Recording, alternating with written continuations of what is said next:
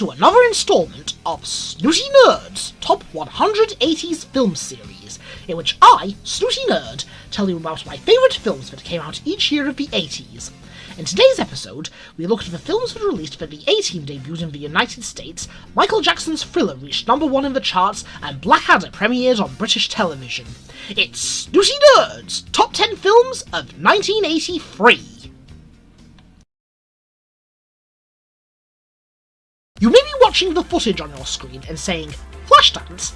Isn't that what's known in America as a chick flick? Isn't that a bit girly and puffy for someone with Snooty Nerd's macho reputation to uphold?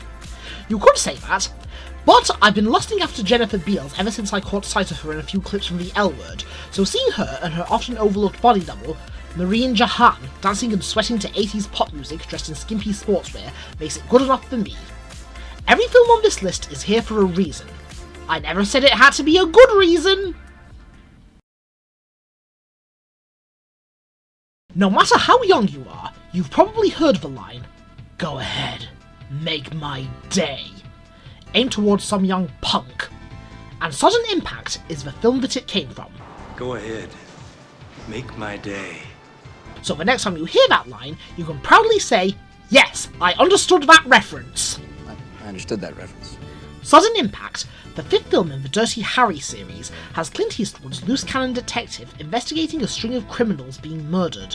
But said criminals are all a bunch of wankers, so it's actually satisfying to see them get exactly what they deserve.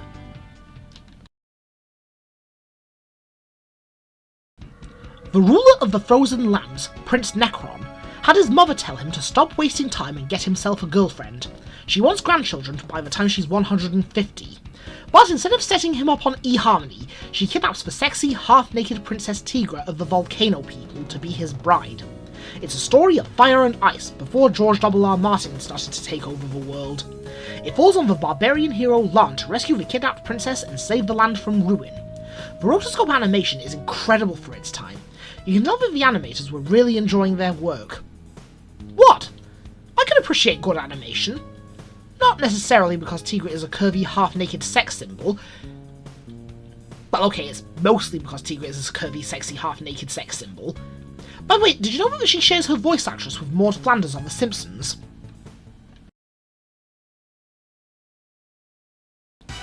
During the Roger Moore era of James Bond, no one ever suspected that Sean Connery would return to the role, hence the title, Never Say Never Again. But if you never say never again, how are you supposed to say the name of the film? Age is catching up to Bond, as are his drinking habits, so he goes to a health barn, and after blinding an assassin by indirectly pissing in his face, he catches wind of a plot involving a pair of nuclear warheads. We also have Rowan Atkinson in the cast, fitting as this was the year Blackadder first aired. He's a potential precursor to Johnny English.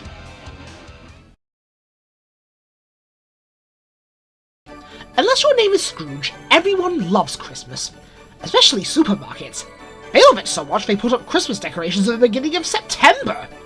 Now, I know that for about 50 weeks of the year, most people don't think about the holiday that can't wait its turn, but A Christmas Story encompasses everything we love about the festive season, especially dreaming about the perfect toy waiting for you under the tree. It's the story of a boy's quest to get an air rifle for Christmas, full of gentle humour and satisfying, often heartwarming moments.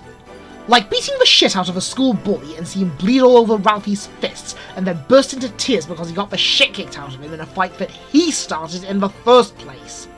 Truly the greatest gift of all. Special announcement! To fully enjoy this next film, you need to be aware that it's not a Jackie Chan film. It's a Sammo Hung film that happens to feature Jackie Chan. Winners and Sinners is the first film in the My Lucky Star series, not to be confused with Japan's Lucky Star anime. Which end of a chocolate cornet is the head, the fat end or the skinny end?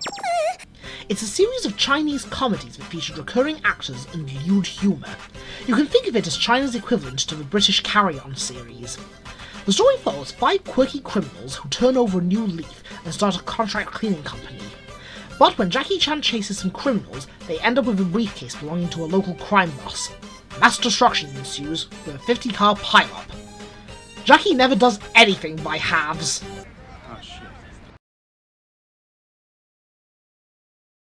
The age-old psychological theory of nature versus nurture comes into play when Dan Aykroyd and an unknown actor named Eddie Murphy are swindled into trading places.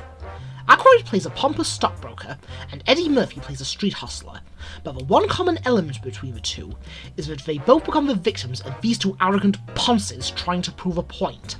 They decide to frame Aykroyd for theft and give Murphy his job to see how each of them cope. Aykroyd's character falls into despair, which is both sad and hilarious, as everything he's worked for is just swept from under him. He loses his job, his house, his fiancée, and his fair-weather friends. But a kindly prostitute, played by Jamie Lee Curtis, is the only one who's ready to believe him.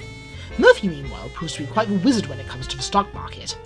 But these two greedy old fossils still intend to betray him for the sake of their experiment, ruining people's lives just because they think it'll get them a Nobel Peace Prize. I wonder if these two ever considered a career in politics. Long before the days of Pixar and CGI, there was a little something called stop-motion animation, popular with children's shows like Camberwick Green, Postman Pat, Fireman Sam, and Cosgrove Hall's big screen adaptation of The Wind in the Willows.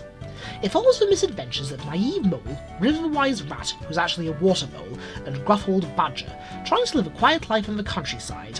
Emphasis on the word trying, as the piece is often disrupted by the childishly excitable country squire, Mr. Toad, memorably voiced by a young David Jason. His current obsession is motor cars. He buys them in bulk, he crashes them, he steals them. He was a protagonist of a Grand Theft Auto game before the PlayStation was even thought of.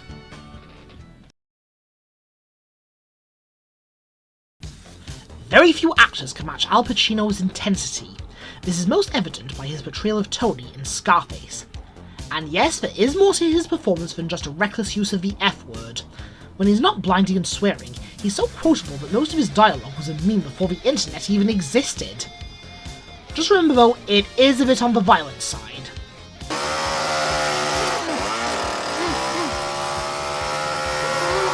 It's the story of a Cuban hustler's rise to the top of the Miami drug trade, from working in a sandwich store to living his best life in a huge mansion with his old boss's fancy woman and their pet tiger. You can't buy happiness, but you can certainly rent it. Now before we get to number 1, let's have a quick recap.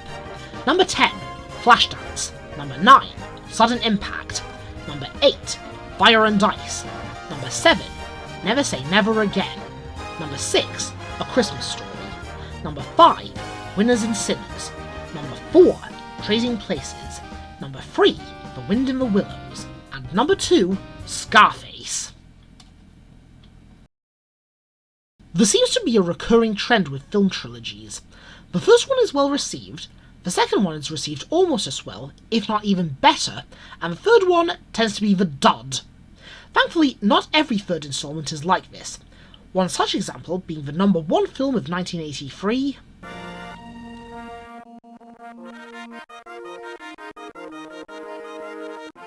Return of the Jedi is quite simply the perfect end to the Star Wars saga. After recovering from his defeat at the end of Empire Strikes Back, Luke Skywalker returns as a fully trained Jedi Knight to rescue Han and Leia from the clutches of Jabba the Hutt.